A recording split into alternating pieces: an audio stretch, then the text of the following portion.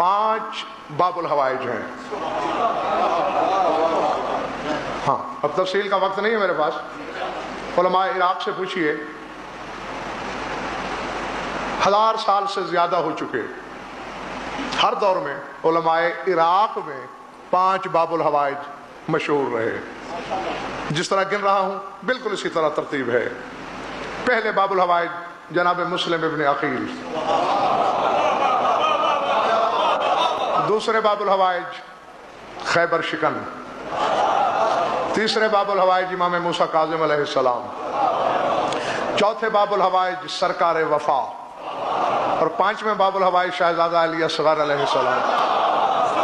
اور ان میں سے کسی ایک کو بھی مخلوق میں سے کسی نے باب الحوائج نہیں بنایا.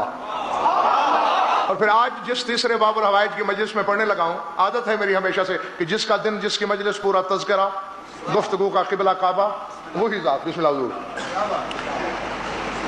مطالب الصول شیعہ کتاب نہیں، برادران اہل سنت کی کتاب ہے. اور سنی عالم یہ لکھ رہے ہیں کہ یعرف عند اہل العراق بباء بالحوائج، کہ اہل عراق کے نزدیک بڑی شہرت پکڑ چکی ہے یہ بات کہ موسیٰ کاظم باب الحوائج ہیں، باب الحاجت نہیں. حاجت کا دروازہ نہیں نقوی صاحب،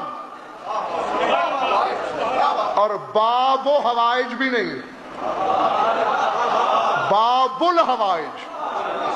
حمدن للہ، ایک حمد اللہ کے لیے، الحمدللہ. جتنے حمد ممکن ہیں، یہ الف لام استغراق ہے، سارے اللہ کے لیے.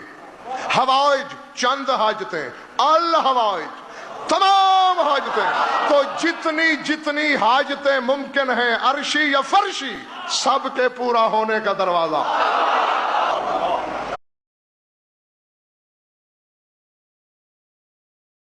چند جملے مولا نے، بڑے ہلکے جملے، اس میں کوئی وزن نہیں، بڑے ہلکے پھلکے جملے ائمہ اہل بیت کے تعارف کے لیے بولے. فرمایا نحنو، تک تو نہیں گئے، نحنو ابناء نبی اللہ، نحنو ابناء رسول اللہ صلوات اللہ علیہ، نحنو ابناء امیر المومنین.